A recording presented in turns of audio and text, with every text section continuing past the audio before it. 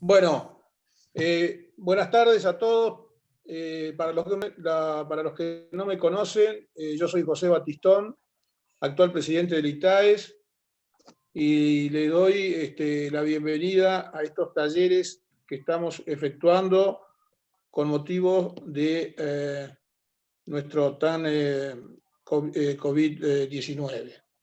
Los disertantes de hoy van a ser el doctor Fabián Vítolo, que es un conocido entre todos nosotros como especialista en calidad y seguridad del paciente, director de servicios médicos de la compañía Noble Seguros. También la doctora Daniela García, jefa de farmacia del Hospital Durán y miembro del equipo de seguridad y calidad de Noble Seguros. El coordinador de este taller va a ser el doctor Ricardo Durlach, viejo conocido, varios periodos presidente del ITAES y actual presidente de la Fundación ITAES, que con este evento comienza un virtuoso camino. Le damos la bienvenida y le deseamos el mejor de los éxitos en el futuro. Adelante, Ricardo. Bueno, muchas gracias, José, bienvenidos a todos.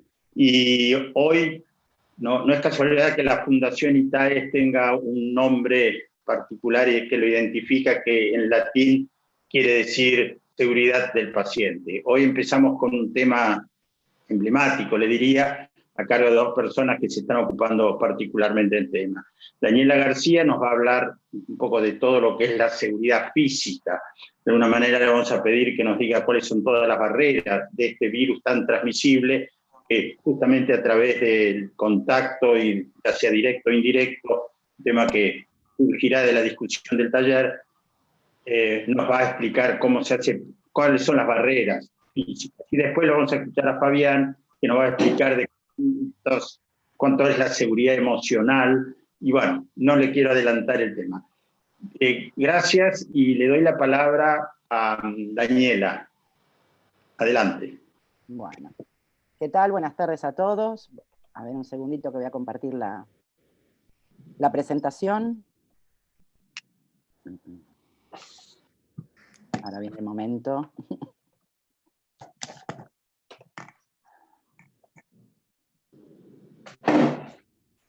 Ya va a aparecer, ¿eh?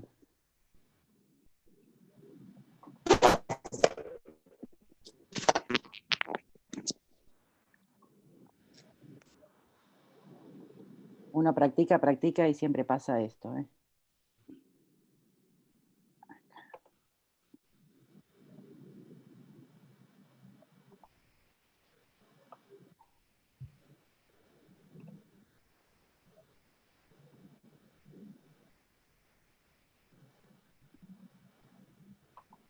Bueno.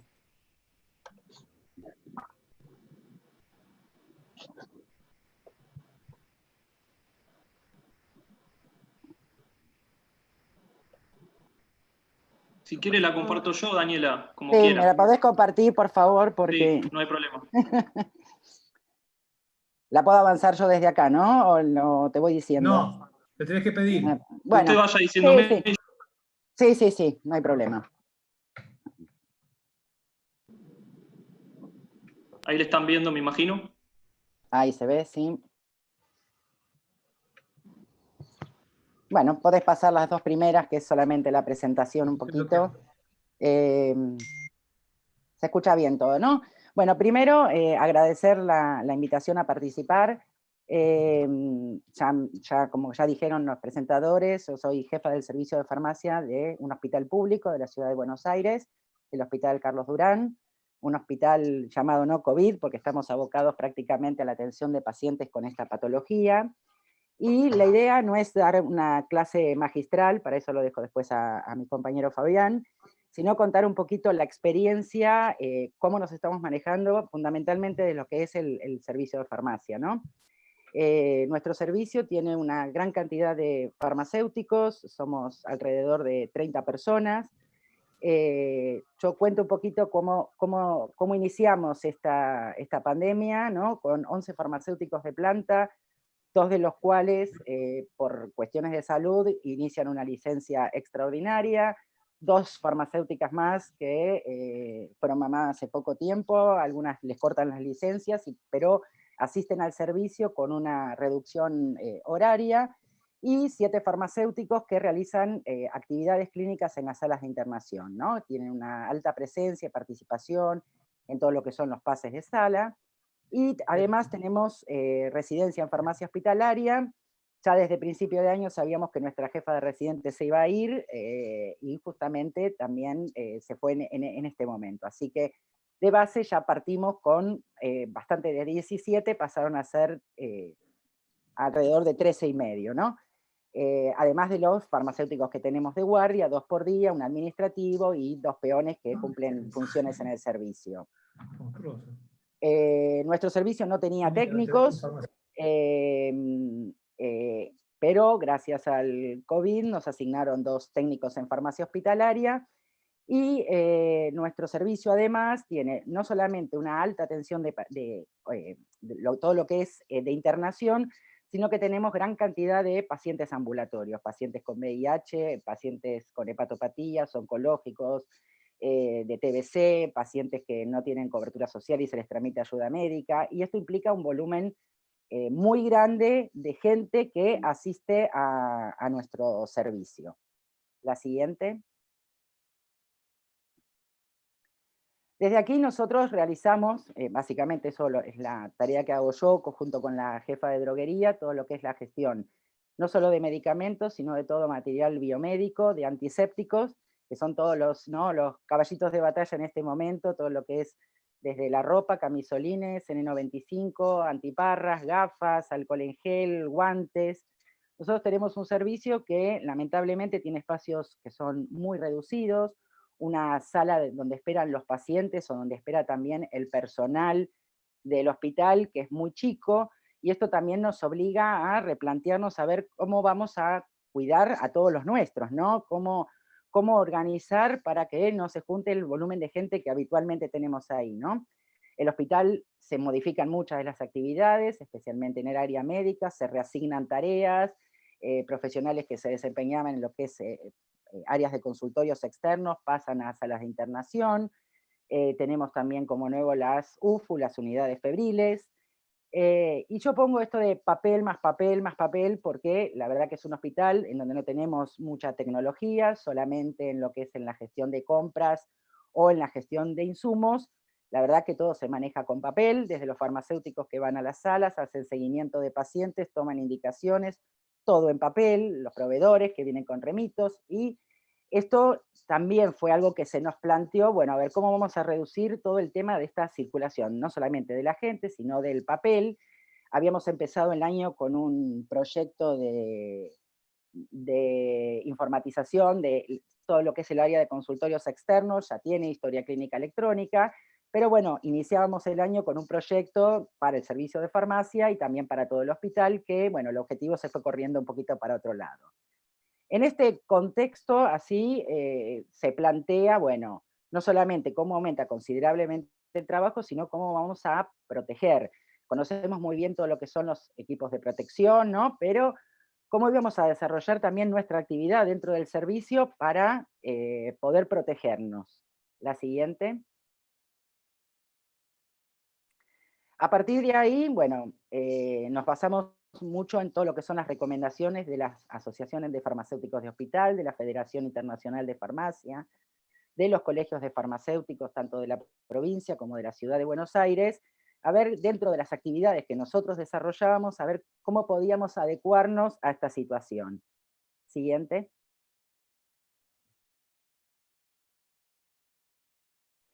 Al principio, yo todavía me acuerdo el primer día, que fue un sábado a la noche, a las 10:30 de la noche, que entró un paciente sospechoso, el pánico de mis compañeras, ¿no? de guardia, ¿qué vamos a hacer? No podemos seguir yendo a la sala, tenemos barbijo, tenemos que usar barbijo, y la verdad que se creó un ambiente que bastante, ¿no? de miedo, de pánico, en muchas ocasiones, a veces hasta de agresión. Y yo pongo esa curva porque así va siendo el camino, ¿no? Pasamos de momentos que estamos todos muy calmos a momentos, ¿no? Más pacientes, más nervios, y a veces hay muchos conflictos también internos. Entonces nuestro desafío era, bueno, a ver, ¿cómo vamos a protegerlo? Desde lo edilicio, muchas modificaciones realmente no podíamos hacer. Nosotros tenemos ventanillas de atención al público. Como sabrán, en hospitales públicos a veces hay mucha burocracia y demoran mucho las cosas en obtener los resultados. Entonces, bueno, lo primero que pedimos, bueno, a ver, acrílicos en todas las ventanillas. Esto fue algo que lo conseguimos bastante rápido. Señalizar, ¿no?, las distancias, así como están en muchos lugares, cuál era el distanciamiento para que en el lugar de espera, tanto de pacientes como del mismo personal del hospital, nosotros estamos en un servicio que está en un pabellón que está separado del resto, y la verdad que las colas a veces de la gente, ¿no?, van por la calle Ambrosetti, llegan a la calle. Pero bueno, esto también son puntos a veces de conflicto, en hacer respetar este distanciamiento. ¿Cómo íbamos a hacer con el tema de la circulación también del personal? Nuestro servicio, la verdad, que es un lugar donde constantemente está ingresando gente, desde proveedores, mucha gente interna del hospital. Entonces, no permitir el ingreso a alguien que fuera ajeno al servicio, los proveedores, hacerlos ingresar de a uno, en ocasiones a veces vienen 3, 4 a la misma vez, y yo, o sea, resalto mucho esto porque estas son muchas de las situaciones que a veces nos generan conflictos, y muchos conflictos internos, ¿no? El proveedor que tiene que esperar, que sabemos que tiene que ir a los otros hospitales, que no puede estar esperando, que hay que atenderlo rápido, que mantener la distancia. Nosotros teníamos todos asignados el horario habitual de trabajo. Hicimos algo que no es a ver, esto no es políticamente correcto por ahí contar, pero hay algunas decisiones que las hemos tomado internamente. Con el volumen de gente que tenemos y los espacios que tenemos, no podíamos mantenernos todos en el mismo lugar.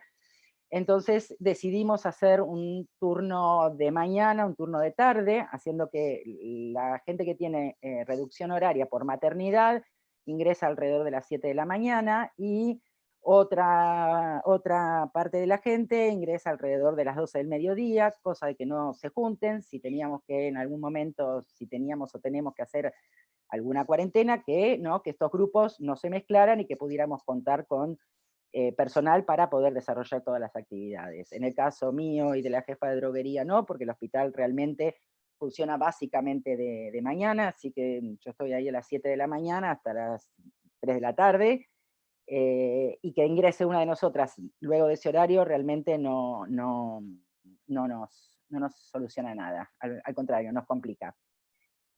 ¿Cómo íbamos? Sí. Daniela, disculpa me interrumpa, considera el tiempo y acordate, Sí. te quedan 5 minutos. 5 minutitos, bueno, vamos más rápido. También cómo hacer con los pacientes ambulatorios, en el tema de pacientes VIH, oncológicos, citarlos, que no vengan a consultar, o sea, salvo que nosotros lo citáramos. Eliminación de todo lo que es el papel, como yo les decía, los farmacéuticos asisten a las salas, no tenemos nada informatizado, entonces primero pensando en que si hacíamos a través del WhatsApp, pero los teléfonos son personales, entonces pasaba que alguien a las 2 de la mañana mandaba una foto de una indicación y estaba en su casa durmiendo. Entonces así generamos, para algunos seguramente serán cosas muy sencillas, para nosotros eran grandes desafíos, desde armar una cuenta de correo electrónico y que todo el personal del hospital y todas las salas de internación pudieran compartirnos las indicaciones para que los pacientes tuvieran en tiempo y forma su medicación. Cómo hacer con la medicación sobrante en aquellas áreas y en aquellos pacientes que son COVID. Decidimos tampoco no reingresarlos, no traerlos de vuelta a la farmacia, salvo en algunos casos cuando se acumula mucha medicación de devolución, una vez por semana ir y realizar la cuarentena de estos medicamentos en algún espacio de la farmacia. La siguiente. ¿Qué elementos de protección debíamos utilizar nosotros? Desde todo el personal del hospital usa barbijos y máscaras. Informarnos porque los protocolos a nivel de ciudad van cambiando constantemente, cuáles son los tratamientos recomendados, cómo se gestionan estos medicamentos, qué hacemos ante un caso de urgencia, cuáles son los equipos de protección, quiénes y qué tienen que utilizar cada persona del hospital. En esto ha trabajado, la verdad, muchísimo lo que es el Departamento de Salud y Seguridad del Trabajo, Todo el mundo, todos quieren, la verdad, honestamente, todos quieren tener su N95, su antiparra hermética. La realidad es que a veces no contamos, si bien tenemos, la verdad, stock de todo y tenemos los insumos, a veces no podemos proveer de todo a todos. Entonces, este departamento, la verdad, que ha trabajado mucho definiendo para cada una de las áreas quién es el personal que está más expuesto, cuál es la categoría de riesgo y cuáles son los elementos de protección que debe utilizar. La siguiente. Bueno, yo pongo esta foto porque el día que se dijo, bueno, todos tienen que tener barbijo quirúrgico, ¿no? Parecía como el Black Friday, todo el mundo corriendo a buscar su barbijo y creo que en 3 horas no quedó nada en el hospital. La siguiente, y creo que es la última diapo. Y básicamente, esto es lo que, ¿no? Yo estoy prácticamente abocada a todo lo que es la gestión de este tipo de insumos. Si bien está todo centralizado, en la ciudad, bueno, nos han instalado un sistema informático nuevo, estamos con lo que son los stocks online permanentemente, gente del ministerio que trabaja también en el servicio de farmacia, asignando a cada uno, esto es individualizado, personalizado, qué insumo, qué barbijo, qué fecha, cuándo se le dio, cuándo es la fecha de renovación, qué antiparra hay que proveerle. Yo pongo algunas de las imágenes porque nos pasa que al estar centralizado uno recibe los insumos y no es nada más recibo y entrego, ¿no? Nos pasa que las marcas de los N95 en ocasiones son distintas, que algunas vienen con certificación NIOSH, otras recibimos barbijos chinos, entonces, bueno, a ver, son buenos, sirven, cuál es esta certificación y poder asesorar como corresponde, ¿no? En que si tenemos los elementos adecuados. Nos pasa muchas veces con la ropa, que la ropa hay que saber un poco de lo que son las telas, que a veces no son de los gramajes adecuados, no terminan siendo hemorrepelentes, que si tienen, parecen tonterías, pero esto es a diario lo que estamos viendo y en lo que nos tenemos que ocupar. Ropa que a veces no es de la calidad adecuada, que no es que corta, que los puños, que no quedan, hay gente que es muy grande, muy alta, y los puños le quedan cortos, entonces hay que pedir los cambios de estos insumos. Nos pasó también, nosotros gestionamos todo lo que es el alcohol, teníamos una licitación anual, el hospital compra el alcohol de 70, el proveedor que tenía que traerlos se cayó porque no tenía, lo desbordó la demanda, y tuvimos que salir hasta preparar alcohol 70 en la farmacia, conseguir envases, el proveedor de los envases tampoco tenía. Entonces estas son muchas de las dificultades que a menudo estamos viendo. Y yo pongo esa foto de, ¿no? Ahí, beware of pickpocket, porque esto también es otra de las cosas, ¿no? Que en ocasiones los alcohol gel que están disponibles en todas las partes del hospital uno se da vuelta, sinceramente, y en ocasiones se lo llevan. Y para ir terminando, todas estas situaciones, sinceramente, en los últimos tiempos nos ha causado personalmente muchas veces algún tipo de agresión, ¿no? Porque cuando uno no tiene algo, cuando uno dice, bueno, a ver, no es la fecha correcta de renovación del barbijo, bueno, eso genera, la verdad, muchas situaciones de agresión que no debería ser, deberíamos trabajar siempre en conjunto. Y debo reconocer que la ciudad nos ha puesto un equipo de coach, un equipo desde la Dirección de Cultura, de acompañamiento, ¿no? En la que nos llaman para poder, a veces uno, tener justamente es un acompañamiento, poder expresar cuáles son las situaciones que uno vive a diario y ayudarnos a resolver a veces algunas de estas situaciones de conflicto. La verdad que desde el hospital se está trabajando muy bien, en cada uno de los servicios hay asignados referentes médicos que se ocupan desde cuándo es la fecha de cambio de su N95, que tenga todo el insumo en el momento correcto, desde controlar en el momento del retiro de la ropa, uno de los compañeros controla que lo haga adecuadamente. Y bueno, se me acabó el tiempo y... Sí, bueno. Paso, Fabián. Daniela, excelente. Daniela, vamos a seguir con este tema. Y, sí. Y le quería preguntar a Marcelo del Castillo, a ver, ¿cuáles serían las 5 medidas importantes que deben estar presentes, organizadas en un quirófano para que el COVID genere el impacto menor entre el personal de salud. Marcelo, ¿me estás escuchando? Debes estar por ahí. ¿Me escuchan? Sí. Sí, Marcelo, te escuchamos. ¿Qué tal? ¿Cómo les va? Bueno, en realidad realmente ha sido muy claro todo lo comentado recién respecto de las vicisitudes que se viven ante, obviamente, la restricción muchas veces de los distintos componentes de los equipos de protección personal. En realidad, puntualmente, y creo que todas las instituciones estamos abocadas a esto, y como bien se dijo, de acuerdo a cómo se va contando con el conocimiento, van cambiando, y eso a veces hace un poco caótico porque sale una norma, una guía, una recomendación, y después, pocos días después, ante evidencias que surgen, se modifica parcialmente. Y eso en la bajada de línea a la gente a veces puede llegar a confundirla. Yo creo que no voy a entrar ahora en el detalle de lo que son los componentes de los distintos grados de equipos de protección personal, pero la realidad es que una clave en todo esto, aparte de la organización para saber con qué stock de insumos se cuentan, el otro componente muy importante, y sobre todo cuando hay cambios que tienen que ver con guías, y además administrando a veces la escasez del recurso, es cómo se utilizan. O sea, es muy importante, yo creo, y así lo han hecho o lo hacen muchas instituciones, organizar de acuerdo a la normativa general y cómo está bajada en cada institución la simulación en las diferentes áreas donde hay que utilizar los equipos de protección personal, porque es la forma como se minimiza el error, se aleja la situación de miedo de riesgo de contagio. Yo creo que eso es muy importante. Ninguno de los hospitales prácticamente que consideraba que podía quedar indemne del stock de insumos para poder manejarse ha quedado de costado. Realmente, no, por ejemplo, un ejemplo en Fleni.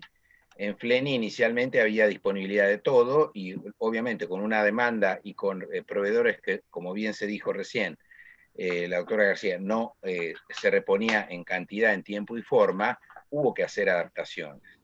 Y el mejor ejemplo, inclusive, de cómo esto, nosotros replicamos lo que pasó en mucho mayor número en Estados Unidos, y con esto termino, es lo que se decía del N95, al comenzar todo esto, lo usa una vez, lo descarta y lo tira, en los que le sobraba N95, a el reconocimiento por parte de la principal fábrica de N95 de cuáles son las alternativas válidas para reprocesarlo.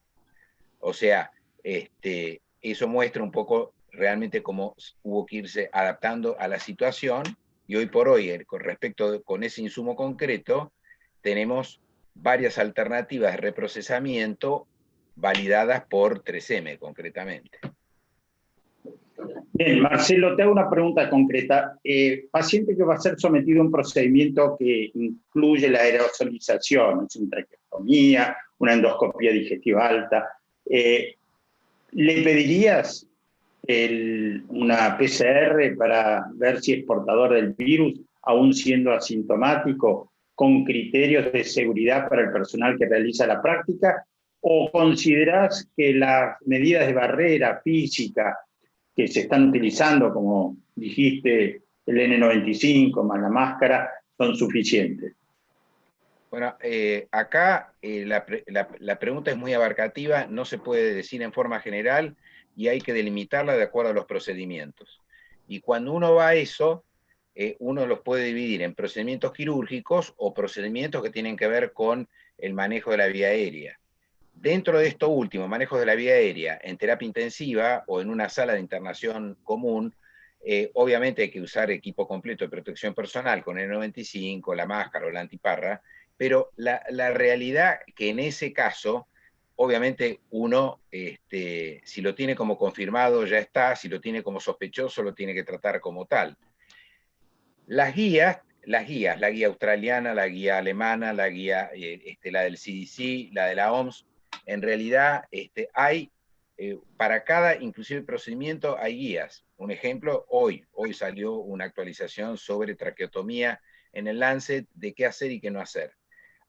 Hay procedimientos que se pueden posponer, porque, digamos, uno reduce el riesgo, pero hay procedimientos que se pueden y está sistematizado cómo posponerlos. Un ejemplo concreto, un paciente que está ventilado en terapia durante X cantidad de días, se selecciona el momento en que se va a hacer la traqueostomía para minimizar el riesgo respecto de un procedimiento de alto riesgo como es la traqueotomía.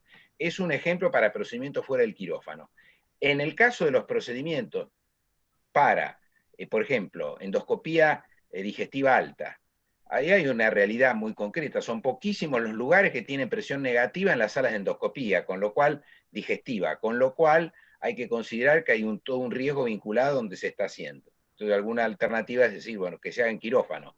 Lo concreto es que toda la endoscopía digestiva que se puede posponer, se debe posponer en este momento. Ahora, cuando no se puede posponer una fibrobroncoscopía, se hace en quirófano, algunas guías dicen, bueno, si se puede contar con PCR previa sería conveniente. Y por último, quedan los procedimientos quirúrgicos. Nosotros, cuando digo nosotros, es la Sociedad Argentina de Infectología, porque yo estoy en el comité de redacción, participé de la guía que va a recomendar el comportamiento de cirugía en el marco de la pandemia COVID. Esto estará subido a la página de la SAD y yo calculo que en 2 semanas.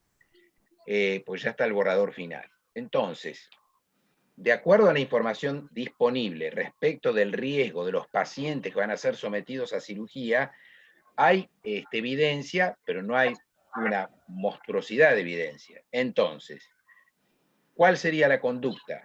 Y concretamente, hay en los procedimientos o sea, que implican cirugías de gran envergadura, de diferentes aparatos. Obviamente todo lo que involucra el diafragma para arriba están incluidas, pero otras cirugías, un ejemplo, neurocirugía en general de tumores o, sin ni que hablar, en las cirugías extendidas entrando por vía transeptoefenoidal o por base de cráneo, todo eso sería conveniente contar con PCR previa. Entonces, cada institución, de acuerdo a las disponibilidades que tiene, puede programar, contar con una PCR previa hecha dentro de las 48 horas, como para que se haga el procedimiento con un margen de seguridad mayor. ¿Es absoluto? No, absoluto no es, porque como ustedes saben, la PCR tiene una sensibilidad que araña el 85%, depende del momento donde uno lo tome, y en función de eso tiene que ver con el procedimiento quirúrgico. Pero la respuesta final sería, los procedimientos mayores quirúrgicos, y así sale la recomendación de SADI, va a salir así, sería conveniente contar con PCR previa. Y acá quiero comentar una cosita más, te robo medio minuto, que todos los quirófanos que hay en este momento en la Argentina no son iguales, y empezando por la ciudad de Buenos Aires. Entonces, las condiciones de seguridad que tienen los quirófanos, públicos y privados, no son en todos los casos las ideales. Y cuando digo las ideales, presión positiva tiene muchos. Acá se recomienda presión negativa tiene muy poquitos. Con lo cual eso implica de cómo uno va a manejarse con la gente que circula alrededor de ese quirófano, que no tiene presión negativa, sino presión positiva. Y por otro lado, un elemento muy importante que nos encargamos de consignarlo, yo revisé específicamente este tema y hablando con ingenieros que manejan ventilación y aire, y coincide con lo que está dicho afuera, es muy importante que cuando uno va a hacer una cirugía sepa cómo está el quirófano. Y es un buen momento, si uno no lo sabe, bueno, cómo está el quirófano donde uno está trabajando. Me refiero a qué? A condiciones de los filtros, nivel de filtración, tiene 95, tiene 99, son terminales, no son terminales, y la clave de todo esto, además de los filtros, son los recambios. En alguna guía, por ejemplo, decían, hay que parar la ventilación porque no podemos generar presión negativa y para evitar la presión positiva. Formalmente lo desaconsejamos, porque la mayor forma de proteger a todo el equipo que está dentro del quirófano es que haya la mayor cantidad de recambios, de acuerdo a cómo está diseñado el quirófano, para arrastrar y secuestrar las partículas que se generan. Entonces, eso es muy importante. Esto viene bien para saber cómo están los quirófanos donde estamos operando. Bien, Marcelo, excelente, muy claro y muchas gracias. Le damos ahora la palabra a Fabián, a ver si nos quiere contar un poco cómo es la seguridad, pero desde otro ángulo con su exposición. Adelante, Fabián, gracias.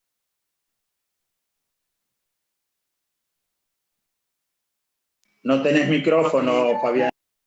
Tiene que... Ahí está, perfecto. Sí, lo que no encuentro es en mi escritorio la presentación. Me pasa lo mismo que a Daniela. No sé por qué. ¿Le podés pasar vos? Sí, la paso yo, no hay problema. A ver si puedo. A ver, para un poquito. Me fui de todos lados, ahora ni sé dónde estoy. ¿La podés pasar vos? No hay problema. Porque acá... Y adelantada donde estaba... A ver, seguimos ahí. ¿Acá? Sí, sí, perfecto. Perfecto, usted me avisa. Sí, la idea de estos minutos, de estos finales, es tratar de empatizar y entender lo que pasa por las cabezas de las personas que están en el frente de combate, en la primera línea. Momento, en la primera línea. Ustedes saben que ahora se les ha cargado a los profesionales de la salud el mote de héroes, ¿no? Pero la verdad que cuando uno habla con los médicos, los enfermeros, lo que menos quieren es ser héroes, ¿no? Es decir, quieren ser gente profesional que hace su trabajo, que está bien cuidada, que puede cuidar a los demás. Y entonces, un poco lo que... Siguiente. Sí, disculpe, Fabián, pues le aviso por las dudas. Lo hemos dejado de ver, lo escuchamos perfecto, pero no lo vemos. Sí. Ah, salí, ok. Listo. Salí, pero ¿vos podés pasar? Yo saco pantalla porque me macheteo. Entonces me voy macheteando mientras voy hablando. Ahí está. Sinceridad absoluta, transparencia. Perfecto. Bien. Ustedes saben el concepto de la triple meta en la atención de la salud que popularizó Don Berwick, de la necesidad que tiene la salud hoy de mejorar la salud, de dejar de hablar en concepto de enfermedad, sino trabajar sobre las condiciones crónicas, mejorar la salud, mejorar la experiencia de los pacientes, parte de la cual, por supuesto, es los resultados, y tenemos que reducir el costo per cápita porque los recursos son finitos y las necesidades cada vez son más grandes. Esto está claro, con pandemia o sin pandemia. Ahora bien, siguiente, nada de esto puede hacerse, siguiente, sin el bienestar del personal de la salud. O sea, si no le damos a la gente que está trabajando en el frente la protección, la confianza, el respeto, el apoyo que necesitan, va a ser mucho más probable que haya malos tratos, que no trabajen en equipo, que cometan errores y que en definitiva se aparten de prácticas seguras. Siguiente. Y la verdad que cuando uno ve cómo se trabaja hoy en las instituciones de salud, esto era antes de la pandemia, y como bien decía Daniela, con la pandemia estas cosas terminan a veces agravándose, porque la verdad es que en muchos lados no se trabaja bien. En todo el mundo, en el sector salud, se vive una especie de falta de respeto generalizada, donde uno no respeta el trabajo del otro, hay mucho ninguneo, hay mucha verticalidad, falta de trabajo en equipo, y la pandemia obliga no solamente a trabajar en el equipo interno, sino, como decía Daniela, con otros equipos. Y entonces, lo primero es garantizar entonces la protección de esta gente y luchar contra la inseguridad psicológica. Siguiente. Siguiente. ¿Qué se entiende por seguridad psicológica? La verdad es que es importante que la gente en estos contextos donde, como se decía, decía Daniela bien que muchas cosas tenían que salirse de los manuales y hacer, la gente se sienta libre para poder opinar, que su opinión cuenta, así sea alguien que no es jerárquicamente la más importante. Y la gente tiene que sentir que puede ser una barrera de seguridad, que puede preguntar, que puede dudar, que puede sugerir cambios, que puede ser escuchada, considerada y, por supuesto, no ser abusada verbalmente como muchas veces vemos. Otra cosa que me parece importante cuando se habla de seguridad física. vamos a tener momentos más bravos de la pandemia donde va a haber probablemente en el conurbano, etcétera, verse agravados problemas que ya veíamos como de violencia contra profesionales. O sea, no se puede hablar de seguridad física y elementos de protección personal exclusivamente pensando en barbijos y en camisolines, sino en situaciones de alto estrés que puede exponer a la gente que está trabajando, con lo cual, si antes uno tenía una política de tolerancia cero a estas cosas, ahora tiene que tener la adecuada seguridad, porque situaciones de estrés y de gente agresiva pueden ocurrir. Pero siguiente. Entonces, a mí me parece muy importante en estas etapas tener los liderazgos adecuados. Porque la gente va a trabajar bajo muchísima presión. Y tiene que tratar de ubicarse en la zona de aprendizaje, en ese cuadrante superior derecho, donde la presión por producción, la presión por desempeño, la presión por seguridad es muy alta, pero a su vez se sienten estimulados para poder hablar, para poder preguntar. Lo peor que les puede pasar es estar en un lugar de alta presión por desempeño, de alta presión por resultados, y de baja seguridad psicológica, donde la persona no puede hablar, no puede opinar, no puede decir mayormente nada, y ahí entramos en una zona de ansiedad donde uno puede desembocar rápidamente en un burnout. Siguiente, Tomás, por favor. Hoy se está hablando un poco de las olas, ¿no? Esta diapositiva la vi en un webinar hace muy poco y me impresionó mucho porque fíjense que casi todo el sector salud está concentrado en la primera ola. Es una oleada donde están todos los recursos concentrados en la atención de pacientes COVID, y por atrás de este tsunami vienen otras olas, que es la demora en pacientes, por ejemplo, cardiológicos o neurológicos. Cualquiera que habla con centros como ICBA, FLEN y Fundación Favaloro hablan de la disminución de consultas, gente que llega tarde a las consultas, gente que llega tarde porque o bien tiene miedo de contagiarse, o tiene problemas de transporte, o tiene problemas operativos el centro que está abocado al COVID. La tercera oleada es la de la gente que empieza a descuidar sus condiciones crónicas. Hay gente que hoy, por miedo, no consigue la receta, no está tomando los diuréticos, no toma los antihipertensivos. Pero eso no es el tema de hoy. Creo que es un lindo tema para discutir en un webinar a futuro.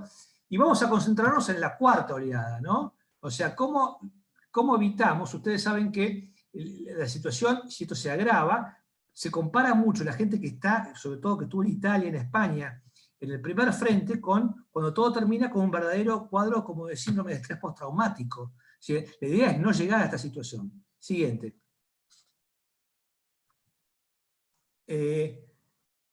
Estamos dando un marco teórico. Ustedes saben, ya no presumo de estar en el campo de batalla, y estamos dando los lineamientos teóricos para después eventualmente hablar qué pasa a cada uno a nivel individual. Y hace una semana yo escuché un webinar de esta psicóloga clínica, se llama Patricia Watson. Ella forma parte del grupo de estrés postraumático del gobierno federal de los Estados Unidos, y es una psicóloga militar que durante más de 10 años asesoró en estrés traumático a los Marines, el Cuerpo de Marines de Estados Unidos. Ha publicado muchísimos libros y manuales de cuidados, primeros auxilios emocionales, que después fueron aplicados por ella misma a cuerpo de bomberos, y el último año a guardias de emergencia muy saturadas. Y mi segunda fuente para hablar con ustedes hoy acá es Joaquín Mira. Joaquín Mira es así, es más conocido por los argentinos, estuvo el año pasado en la Argentina. Él es uno de los líderes del grupo español Segundas Víctimas, que agrupa un grupo de médicos, de profesionales de la salud, académicos españoles, preocupados por este fenómeno de los médicos que en el concepto cometían errores, pero lo han aplicado a las implicancias emocionales de la gente que está atendiendo COVID. Entonces, siguiente, Tomás. Acá necesito que me vayas acompañando a medida que hablo. Tomás, ¿me escuchás? Bien. Lo que dice Watson es interesante porque dice que las profesiones que tienen una alta vocación de servicio, como es el caso de los médicos, de las enfermeras, tienen una serie de ideales, de valores, que los hacen fuertes. Los hacen fuertes para estar por los demás, los hacen fuertes para estar por sus colegas, pero esos mismos ideales también a veces los hacen que sean vulnerables. Por ejemplo, el altruismo propio de un médico o una enfermera, es decir, poner el interés de los demás por encima del propio, puede hacer que muchas veces estas personas no busquen ayuda para sus propios problemas, porque su salud personal no es una prioridad. Y esto es un tema importante, porque mucha gente se sobreexpone física y emocionalmente porque piensa que está para los demás y no se cuida lo que tendría que cuidarse. Siguiente, vamos avanzando. La profesión médica, enfermería, toda la gente que trabaja en salud tiene un grado de compromiso con la tarea asignada y de protección a los demás muy alto. Es decir, proteger a mi compañero, proteger al paciente, eso lo tiene muy asentado. Ahora, esa misma sensación de lealtad puede hacerlo seguirme vulnerable, porque puede hacer que cuando yo realmente tengo un compromiso para sacar a este paciente adelante, y cuando veo que el paciente muere, la culpa y el duelo es mucho más complicado que en otros casos. Incluso cuando veo que al lado mío un médico se enferma o por ahí tiene que ir a terapia, nosotros no hemos vivido todavía estas situaciones en Argentina, pero cualquiera que habla con médicos españoles o italianos, el sufrimiento de ver un colega en terapia intensiva es muy fuerte. Y esa persona tiene que seguir trabajando. Sigamos. Somos estoicos, los médicos, los enfermeros, tenemos una capacidad y resistencia para trabajar, para soportar dificultades, para no quejarse, pero ese mismo estoicismo es el que hace que muchas veces no adviertas síntomas que son propios, significativos, o sufrimiento, y que no los veas, y que eventualmente no busques ayuda ante ese tipo de problemas. Los médicos y los enfermeros tienen una brújula moral para elegir el bien sobre el mal, altos estándares morales, que hacen que muchas veces, cuando ves que estos códigos son violados por otras personas, te sientas frustrado, traicionado cuando otros fallan moralmente. Cuando uno escucha hablar a los veteranos de Malvinas, la sensación de estos veteranos de que ellos estaban en la guerra y acá en Buenos Aires la gente seguía yendo al cine, eso es una violencia muy fuerte para la gente y que va cargando la mente, la psiquis, etc. Siguiente. Y por último, el alto grado de excelencia, es decir, tratar de ser lo más efectivo, puede hacer que muchas veces no toleres tus propios errores. O sea, el error humano sea visto como una falla moral o como un problema, y eso puede hacer muchas veces tender a negar o a minimizar las imperfecciones. Bien, Tomás, ¿seguimos? Siguiente. Acá poneme todas, porque son varias. Al no poder... yo te voy diciendo, perdón, porque va cambiando. Entonces, todas estas situaciones llevan a vivir potenciales reacciones de estrés muy, muy grandes.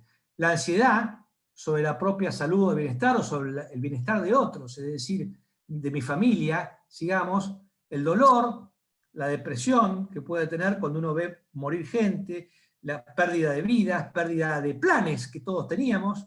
Muchas veces la gente se queja de que cuando está entrando en una situación de burnout, la desconexión afectiva los hace mal, les da culpa no sentir lo que tendrían que sentir, impotencia, eso está exhausto, ser incapaz de funcionar, y también aparece una menor confianza, siguiente, en el sistema, porque muchas veces cuando uno ve marchas, contramarchas, gente que no te apoya, falta de liderazgos, uno empieza a tener desconfianza en la capacidad que tengo para funcionar y en el sistema. Siguiente.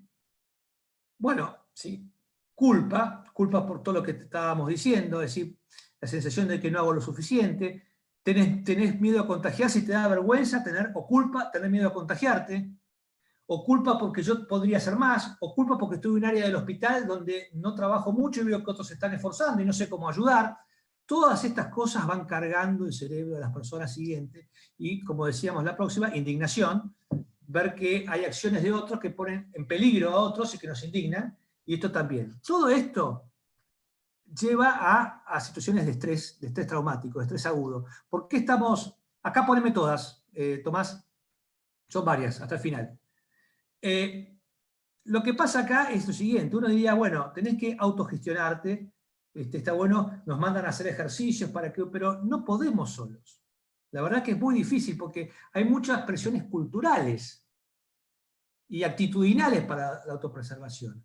Hay gente que ve que otros están trabajando duro y dice, yo tendría que hacer mucho más. Otros que piensan que pueden funcionar 24/7 igual y no es así. Todos tenemos un límite, todos tenemos necesidad de dormir, todos tenemos necesidad de descansar.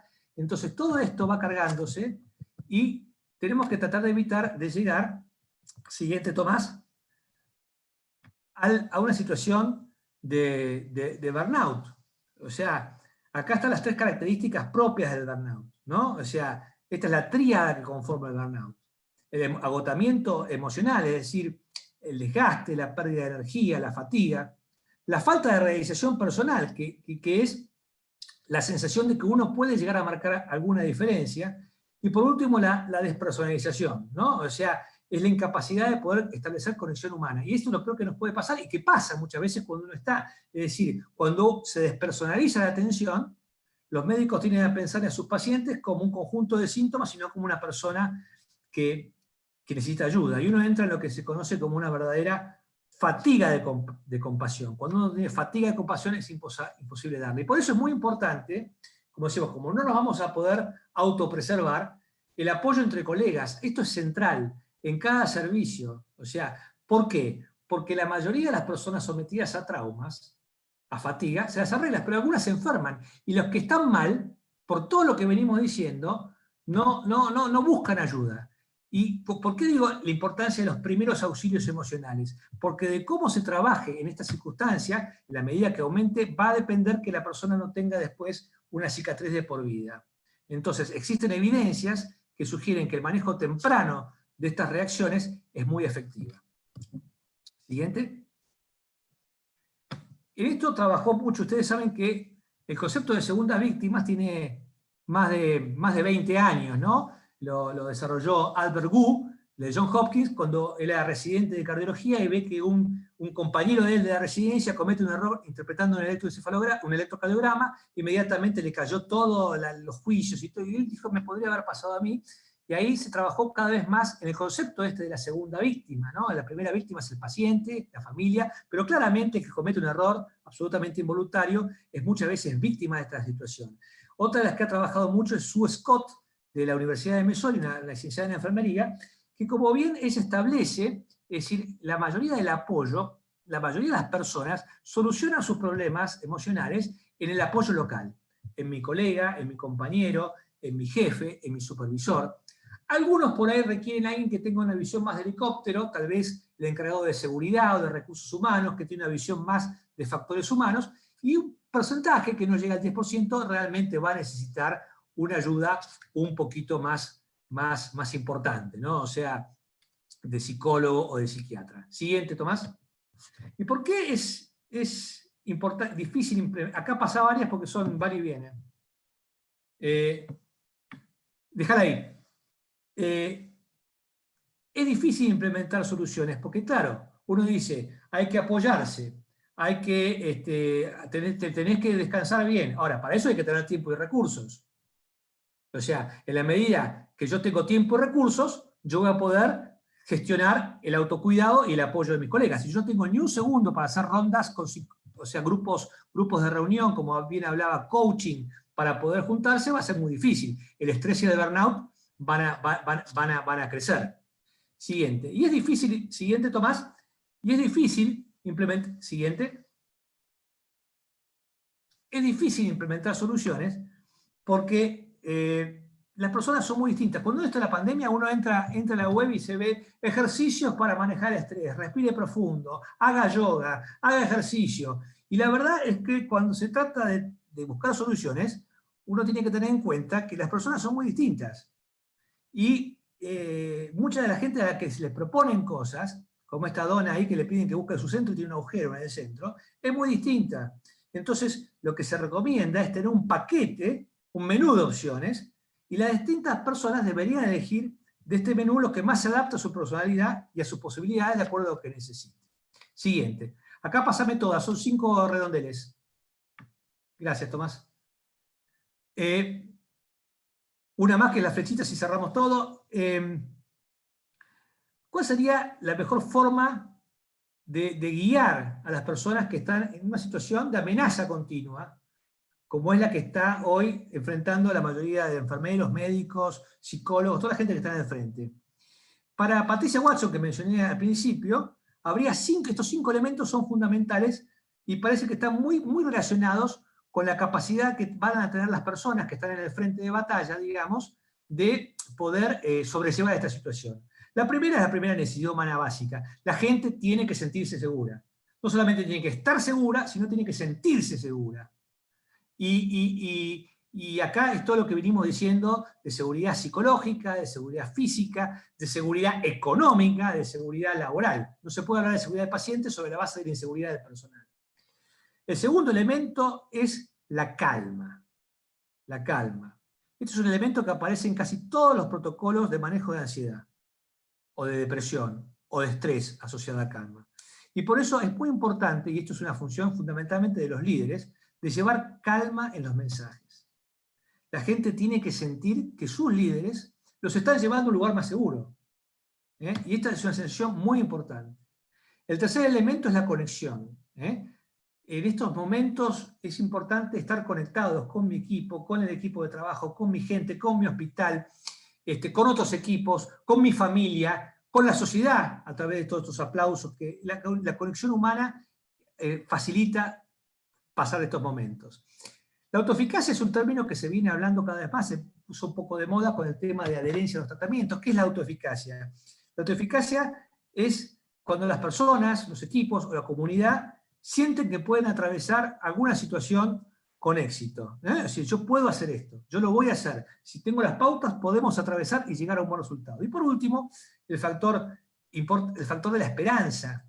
La gente tiene que tener esperanza, que para algunos será un optimismo natural, para otros tendrá un sentido espiritual, religioso, la trascendencia de algo que supera a uno mismo, y para otros, sinceramente, la esperanza será sentir que los recursos van a estar ahí cuando se necesiten. Pero sea lo que sea, la esperanza es muy importante. Entonces, las personas, los equipos, está bien, déjalo ahí, no necesitan tener estas 5 cosas. Pueden tener algunas, mucho de otra y poco de otra, o un poquito de todas. Lo importante es saber que hay que trabajar en las 5 dimensiones. Pásame todas, Tomás, hasta el final, así no te vuelvo loco. Ahí termina. Y ya vamos terminando, pero digamos, estos son consejos muy generales, o sea, ¿cuál debiera ser el manejo del estrés durante la pandemia? Es muy importante que la gente esté monitoreando su propio estado, su propio ritmo de trabajo, saberse poner límites. La conexión es importante, conectar, como dijimos recién. El trabajo en equipo, la generación de alianzas. Esto que estamos haciendo a mí me ayudó mucho en la pandemia, es decir, participar de grupos colaborativos. Todos ustedes deben tener cadenas de WhatsApp donde pasan información, donde pasan hasta un chiste o algo que apoye. Es decir, el intercambio de recursos, el apoyo mutuo es muy importante. La catarsis es importante. Saber descansar, tener tiempo para los descansos. Siguiente. Siguiente, Tomás. Y por supuesto, luchar contra la infodemia, ¿no? O sea, hay muchísima información hoy y estamos también, es imposible de procesar toda, uno tiene que tratar de saber recurrir a la información justa, la que se necesita, eventualmente a través de un servicio, alguien que uno confía, un tutor que tenga, no tomar decisiones solos, saber que las decisiones se toman en un consenso, con la experiencia de todos, circunscribir la ansiedad a las amenazas reales. Esto me parece importante. Hablemos de la amenaza real, no de la hipotética. Hoy nuestra situación es así y la vamos a tomar así. Buena onda, buena onda. Es decir, las conversaciones, de hecho, cuando uno ve algunas cosas, es importante que los comentarios sean positivos, las conversaciones sean productivas, evitar miedos generalizados. Los últimos 2 puntos parece Kipling, ¿no? Centrar los esfuerzos en lo que yo puedo cambiar y aceptar las situaciones que no voy a poder cambiar. En un espíritu de fortaleza, de paciencia, de tolerancia y de esperanza. Siguiente. Bueno, esto pasamos rápido, ya lo hemos dicho. Básicamente, evitar todo esto, ¿no? Evitar trabajar a todas horas, trabajar sin consultar, trabajar solo y cuidarse un poco físicamente. Termino con seguimos. Esto seguramente ustedes, que son más o menos entendidos en el mundo de la calidad y todo, ya conocen esta página, pero con que haya 2 o 3 que no la conozcan, este es mi mejor regalo de hoy, ¿no? O sea, entren en esta página. Esta página es la página del grupo español Segundas Víctimas, que está llena de material interesante para discutir. Habla de los recursos y sobre todo que ellos nos preceden la experiencia, ellos sí han tenido situaciones de crisis serias que todavía acá no hemos vivido. Las necesidades, cómo manejarlo. Siguiente, ellos han desarrollado una aplicación muy interesante, que es la aplicación Ser Más COVID, con consejos, con recomendaciones, con una autoevaluación, así como uno dice si está, esta autoevaluación no es si uno está infectado o no, si uno está sufriendo esta situación o está mal, para que uno se pueda evaluar y pueda pedir de esta forma ayuda. Siguiente. Y bueno, fíjense que tiene un montón. Yo les recomiendo el video Juntos Podemos, que es muy emocionante, es una canción que realmente uno la escucha y no dejen de sacar material de esta página, que los va a ayudar mucho en sus instituciones, les va a dar muchísimas ideas. A mí me ayudó mucho y quería cerrar esto con esto. Bueno, ya estamos en tiempo. La próxima. Esta es la autoevaluación. Tiene una sección de buenas noticias. Está bien, que fomenta lo que decíamos, las buenas noticias. La última creo que sigue. Buscando alguna frase, ustedes saben, me gusta terminar con una frase, siempre el nombre me gastan con eso. Encontré esta hoy de Marie Curie, que me gusta mucho para cerrar esto, ¿no? O sea, no hay que temer nada en la vida, solo hay que entenderla. Y ahora, en esta pandemia, es el momento de entender más para que podamos temer menos. Bueno, ahora sí, me pongo, ya que me macheteé, me pongo la cámara, a ver si puedo, y abro para que compartamos experiencias. ¿Se escucha? Bien, tomo la palabra y quiero decir que mucho de lo que vos presentaste, como el estrés, la necesidad de tener factores que influyen en el manejo de la adversidad y del estrés, tiene que ver con la responsabilidad del director, si el director es líder. Un director tiene que estar siempre presente en el lugar donde ocurren las cosas. Comunicaciones cortas, por ahí, pero frecuentes, pero estar presente. Un director que se acerca al lugar, escucha y entonces es una manera de contribuir con todas estas cosas que vos decís que tienen que llevar al burnout, para la gente sentirse escuchado por la persona que después tiene la responsabilidad de comunicarse hacia arriba, o sea, hacia los dueños y hacia abajo, es un buen director. Un buen director es aquel que después es reconocido como líder, y es porque cumple con todos esos requerimientos que vos presentaste, Fabián, pero que con su presencia en el lugar ya responde con la mitad de las cosas, porque le está dando oportunidad a la gente que le haga las preguntas. Si el tipo es sincero y las dice las cosas como son, sin ningún tipo de necesidad de vanagloriarse de nada, ya está contestando. ¿Sí? No sé si alguien quiere comentar alguna cosa que están haciendo. ¿Hacen recorridas con psicólogos? ¿Juntan a los grupos? ¿Hacen estos grupos, de especie de grupos Balin o grupos para que cada uno cuente de su experiencia o no? Yo puedo, si quieren, aportar algo, si me dejan. Sí, Roberto, claro. Bueno, primero que nada, felicitaciones a ambos expositores, muy claro Fabián. Después tendría algún comentario que hacerle puntualmente a Marcelo del Castillo, pero lo dejamos para otra oportunidad. Un poco con lo que planteaba recién Fabián, nosotros estamos implementando una serie de talleres voluntarios, talleres en varios niveles, de lunes a lunes, en diferentes turnos, con psicólogos y psiquiatras especialistas en el tema, y estamos manejando no grupos Balin, pero sí grupos, digamos, hay talleres para líderes o mandos medios que se hacen con una periodicidad de una vez por semana, y ahí tenemos oportunidad de compartir un rato y contar y manifestar un poco lo que nos está pasando. Todo lo que describió recién Fabián está pasando, y cada uno de alguna manera, pues más o menos experimenta y cuenta esas sensaciones: miedo, temor, desconfianza, no hago todo lo que puedo, yo puedo aguantar más, preocupación por los compañeros. Se mencionó muy colateralmente, pero también hay a veces temor por volver a casa y enfermar a los que están en casa esperándome. Digamos, eso también se ve muy frecuentemente, y sin lugar a dudas, lo que dice Ricardo con tanto tiempo de experiencia, que el buen líder es estar al lado de todos y estar presente. No es fácil lo que él propone, sin lugar a dudas es la realidad, pero no es fácil. Los sanatorios, los hospitales son organizaciones muy complejas y estar en todos lados presentes es muy difícil, y uno está en un lado, a veces por mayor afinidad o por mayor requerimiento, pero abandona otros lados, y esto se nota y se lo hacen notar al líder. Pero bueno, con eso tenemos que lidiar. Sin lugar a dudas, la experiencia de implementar estos talleres es importantísimo.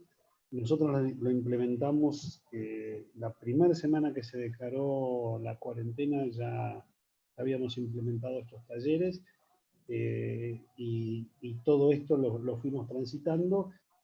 Ahora ha disminuido un poco la participación de algunos en estos talleres, creo que por la larga espera que hay para que se desencadenen los acontecimientos, pero bueno, seguimos trabajando y estamos, para mí fue una excelente experiencia, y un poco lo que vos planteás teóricamente, Fabián, en la práctica se da tal cual y es muy bueno implementar. Gracias, Roby. Creo que Richard Pelizari está pidiendo hacer un comentario. Habilita el micrófono, Richard. Ahí estoy. Ricardo quería hacer un comentario. Bueno, ¿puedo? Sí, adelante, Richard. Perfecto. Antes que nada, saludar a Steven Spielberg, porque además de lo que habla y el genio que es, cada día las exposiciones son más completas y complejas. 30 años de cuidados críticos en distintas terapias. He escuchado el tema Bornó muchísimo.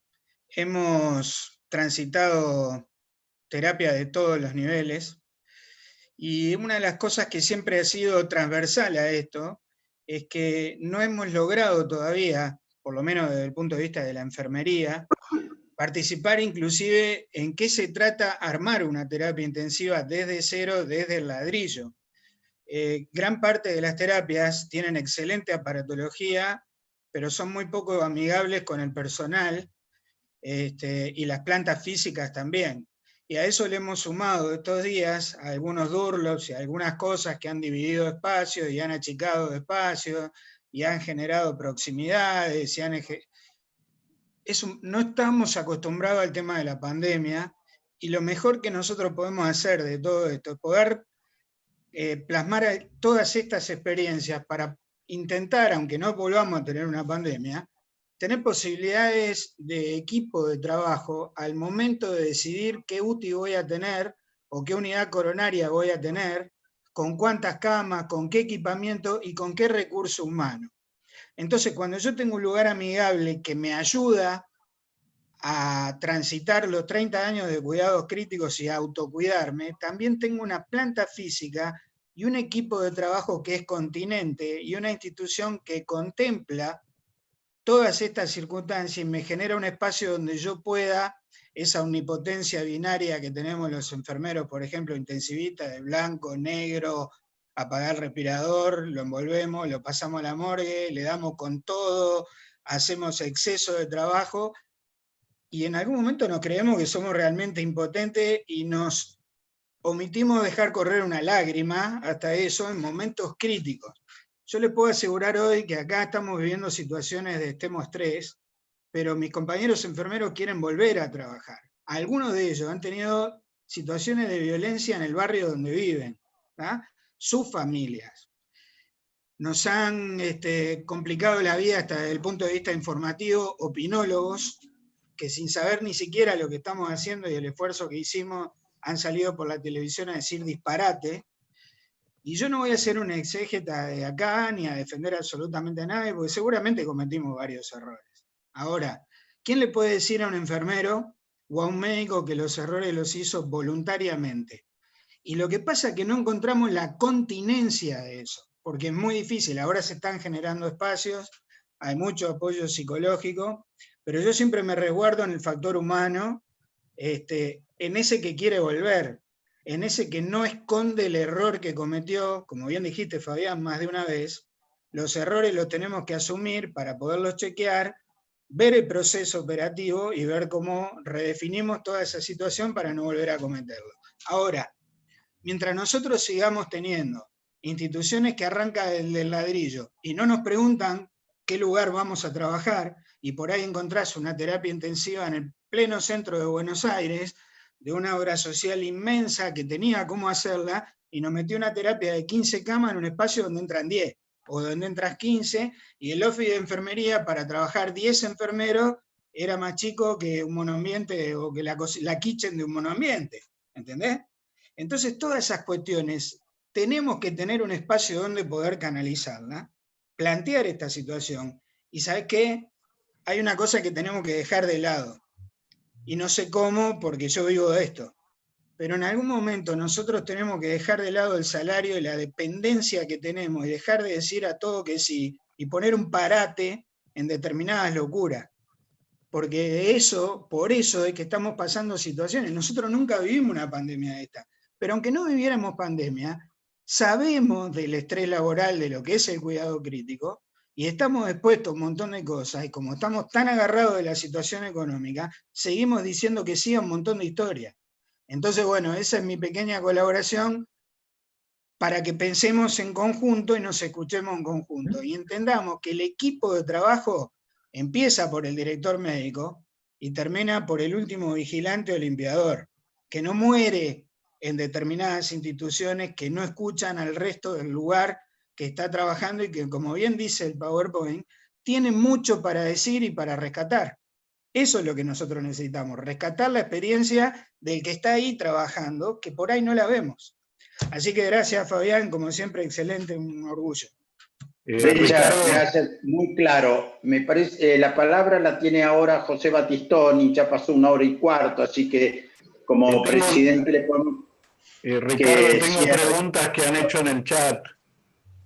Ah, bueno, sí, Ricardo Herrero, y después le damos la palabra a José Battistoni. Porque tenemos gente que ha hecho preguntas en el chat y gente que está en YouTube. Te las traslado para que vos digas a ver quién te parece que la tiene que responder. Por ahí en algunos casos ya se habló. Una fue qué método de reprocesamiento les validó 3M para los N95. ¿Querés contestarla, Marcelo del Castillo?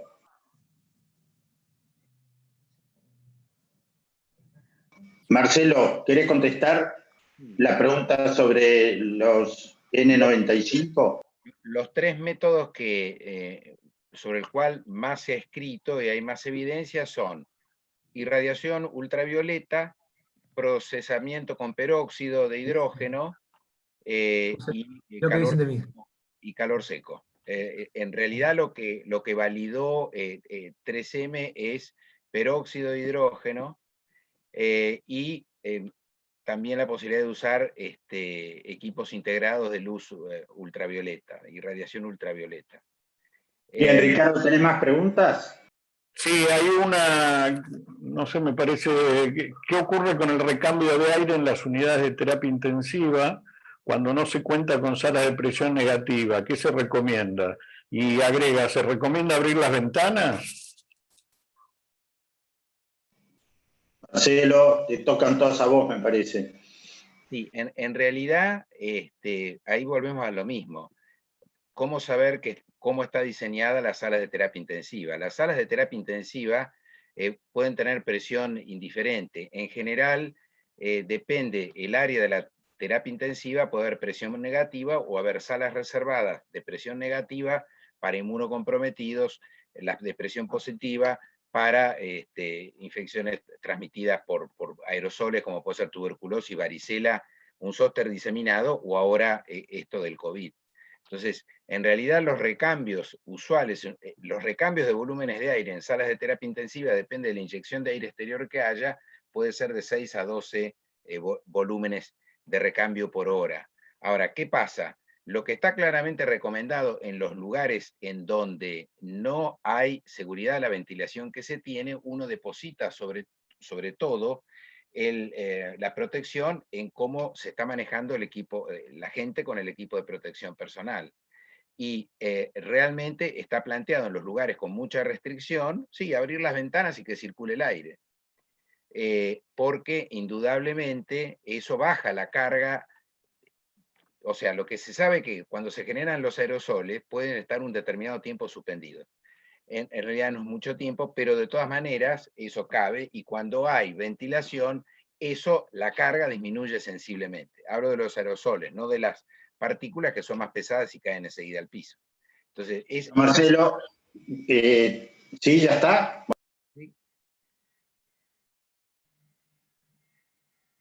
Perdón, Marcelo, te interrumpís. Terminá y le damos después la palabra a José Batistón para que cierre. Es eso, nada más que eso. Bueno, después hay muchas felicitaciones para los expositores en el chat, pero no se las traslado a Fabián porque se agranda. Y le mandan un saludo desde Alemania, Jessica Acosta. Bueno, muy bien, gracias. Si solamente fuera a hablar, yo soy un parlanchín, los que trabajan son ustedes. O sea, un bocón, nada más. El respeto para los que laburan todo el día, están ahí, así que lo mío es muy fácil, puro pico. Así que vaya mi homenaje para los que están ahí en la Veronera Romano y a todos los que están ahí en el frente de batalla. Desde acá es muy fácil, ¿no? Hablar. Así que yo lo respeto mucho y siempre voy a hacer, y yo trato de hacerlo desde lo teórico y aprendo muchísimo de ustedes. O sea, ustedes no aprenden nada de mí, son ustedes, yo me nutro de lo que ustedes me enseñan. Así que bueno. Ricardo. Está presente Durlach, que si bien es un arquitecto de la comunicación. Él se dedica al coaching. En un minuto, que es lo que nos queda, le pediría a Mariano que nos diga alguna pauta o alguna recomendación que tiene para el tema comunicación interna, tan delicado y difícil de manejar. Bueno, hola a todos. No sé si me oyen. Sí, te escuchamos bien, Mariano. Perfecto. La verdad que me pones en un compromiso porque tengo muy poco para agregar a lo que dijo Fabián y a otras cosas que has propuesto vos, como la escucha. La escucha es clave y fundamental. O sea, lo que hace a un líder en situación de crisis y en estos momentos que se están viviendo es claramente la escucha atenta, la escucha empática, ponerse en el zapato del otro, ¿no? No tengo mucho más. No, pero lo que dijiste es importante. Lo dijo inclusive cada uno de los disertantes, Richard, cuando dijo, es un equipo, esto es el director que termina en el último vigilante de la puerta. A todos hay que escuchar. A veces la pauta, la dama que está como vos decís, con los zapatos puestos en el lugar de trabajo, hay que aprender a escucharlo. Ahora le doy la palabra a José Batistón y que de alguna manera nos haga el cierre del taller. Gracias, José. Bueno, felicitar desde ya a la doctora Daniela García y a Fabián Vítolo. Muy buenas exposiciones. De hecho, fue muy claro y algo que se necesita. A mí lo que me deja tranquilo, yo soy el director médico de Clínica San Camilo. En este momento está en funciones el director asociado, que es el doctor Gustavo Bastianelli. Pero desde el primer día hemos conformado un grupo de trabajo. No nos llamo comité de crisis porque suena fea la palabra, pero hemos formado un grupo de trabajo muy bueno, con reuniones muy específicas y tratando de aplicar todo lo que comentó hoy Fabián. Y la verdad es que tenemos un muy buen clima, están trabajando muy bien. Y hago hincapié en eso, que es muy importante el trabajo, o sea, tener en cuenta lo que es el equipo de salud. Como decía Richard Pelizari, hoy en día ya no se habla más ni de especialistas, ni de enfermeros, ni de cosas. Estamos hablando de un equipo de salud en el cual es tan importante todo el componente de un equipo de salud. Todos.